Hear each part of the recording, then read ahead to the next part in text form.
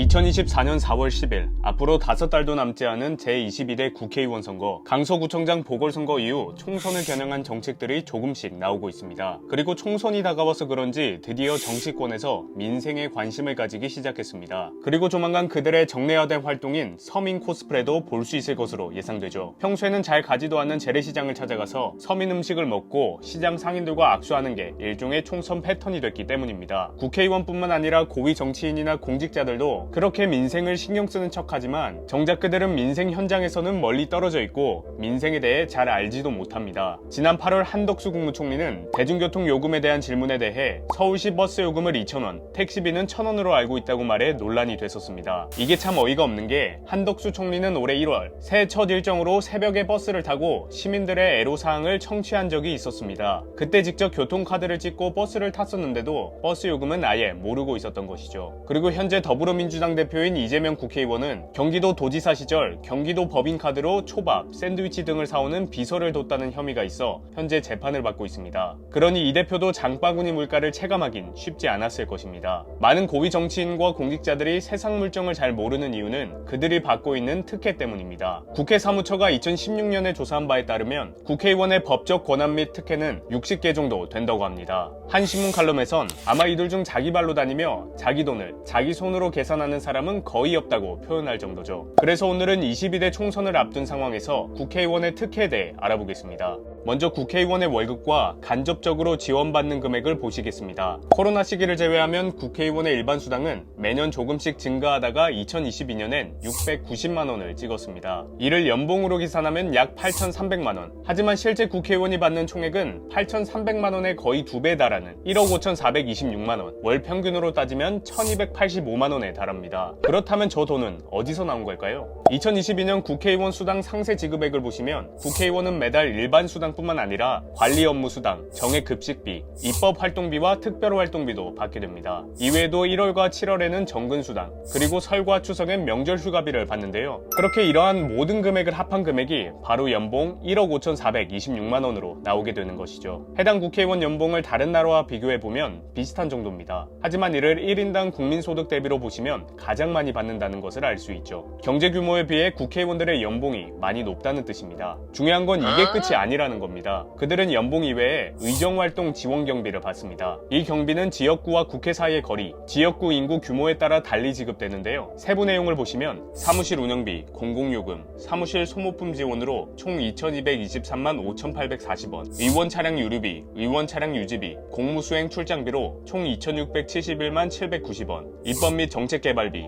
정책자료 발송료, 의정안내 문자메시지 발송료, 정책자료 발간비 및 홍보물 유인비로 총 5,201만 7,630원, 보좌직원 매식비, 입법활동지원 정책현안 현지 출장비, 의원실 업무용 택시비로 총 962만 1,180원, 지원된 금액을 모두 합치면 1년 동안 1억 1,058만 5,440원이 들어가게 됩니다. 놀라지 마십시오. 이것도 끝이 아닙니다. 국회의원 한 명에겐 보좌관이 총 9명이 붙습니다. 보좌관 9명의 총 인건비를 따져보니 연간 5억 3,865만원에 달합니다. 이 금액은 미국 하원 의원 다음으로 세계에서 두 번째로 큰 보좌진 인건비 지원액 규모입니다. 우리나라보다 경제 규모가 큰 영국과 프랑스는 보좌진 인건비가 각각 3억과 1억 5천만원에 불과하죠. 따라서 앞선 모든 내용을 정리해보면 1년 동안 국회의원 한 명에게 고정적으로 지원되는 비용은 총 8억 4,543만원입니다. 입법 및 중요 국책 결정에 참여하는 국회의원들에게 매년 8억 4,543만원이 지원되는 것에 대해 사람마다 생각하는 게 다를 것입니다. 적당하다고 생각할 수 있고 너무 많다고 생각할 수도 있죠. 그렇다면 세계 최고 수준의 지원을 받는 대한민국 국회의원들의 신뢰도와 효율성은 얼마나 될까요? 영상을 보시는 많은 분들이 아시겠지만 당연히 최악입니다. 서울대 행정대학원 한국행정연구소가 2015년에 발표한 자료에 따르면 한국 정부의 경쟁력은 OECD 34개 국가 중 16위를 기록한 반면 의회 경쟁력은 OECD 27개 국가 중 26위를 기록했습니다. 의회 경쟁력은 국회의원 연봉 대비 효과성을 본 것인데요. 즉 대한민국 국회의 효율성은 최악이라는 것이죠. 이 같은 결과가 나온 이유에 대해 해당 연구센터는 입법 효율성이 낮고 낮고 지나치게 지역이익을 대변한다는 문제가 있다고 지적했습니다. 또 다른 보고서도 있습니다. 2017년에 세계경제포럼에서 발표한 보고서를 보시면 당시 세계 경영인 14,000명을 대상으로 입법 과정이 얼마나 효율적인가를 물어본 결과 한국은 139개국 중 99위를 기록했습니다. 그리고 또 다른 보고서에서의 정치인 신뢰 부분에서는 137개국 중 90위를 기록했죠. 최근엔 영국 싱크탱크인 레가툼에서 나온 2023 번영지수에서도 정치인 신뢰 지수는 167개국 중 114위를 기록했습니다. 보고서 결과를 종합해보면 결국 8억 4,543만 원의 지원금이 특혜라는 생각이 드실 겁니다. 아참, 국회의원은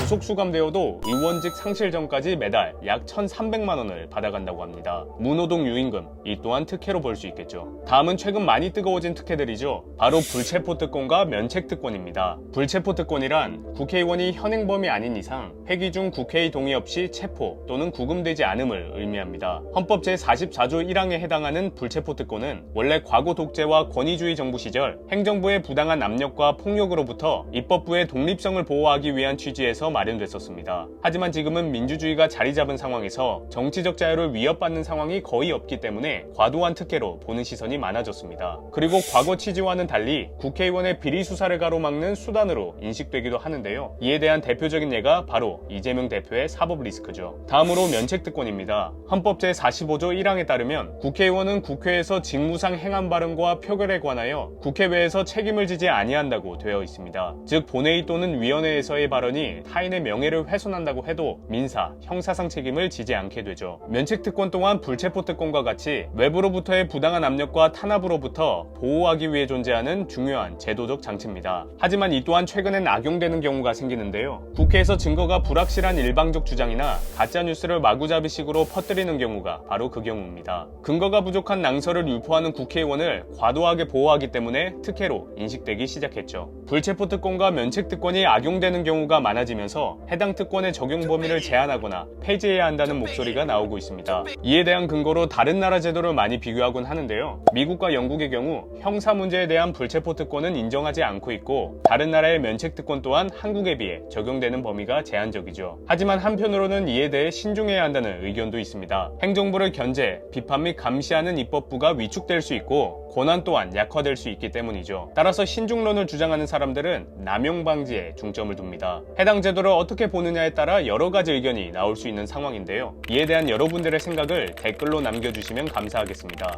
이외에도 국회의원이 갖는 특혜 혹은 특권은 훨씬 많습니다. 몇 가지에 대해 간략하게 설명해드리면 국회의원 1인당 해외 시찰비는 연간 2천만 원, 여의도 45평 사무실은 무료로 사용이 가능하고 의원회관 내 병원, 한의원, 약국을 무상으로 사용 가능하며 항공기 비즈니스석과 KTX 또한 무료로 이용할 수 있습니다. 앞선 내용을 통틀어 보면 왜 국회의원들이 민생을 모르는지 잘 알 것 같기도 합니다. 앞서 소개해드린 칼럼 내용처럼 정말 본인 돈을 본인이 직접 계산할 필요가 없을 만큼 넉넉한 지원을 받는 것을 알 수 있었죠. 현재 21대 국회의 법안 통과율은 29.31%로 역대 최악을 기록하고 있습니다. 그 이후에는 여야의 극심한 대립 속에서 여소야대라는 구조적 한계, 민생은 뒷전이고 정쟁에만 몰두하는 점 등이 있을 것입니다. 그 결과 16,886개의 법안은 계류된 채 곧 폐기될 예정입니다. 마지막으로 국민들의 국회 불신 비율은 작년에 81%를 기록했습니다. 정말 처참한 결과죠. 이런 상황을 바꿀 수 있는 건 아이러니하게도 국회의원이 아닌 여러분들의 투표에 달려 있습니다.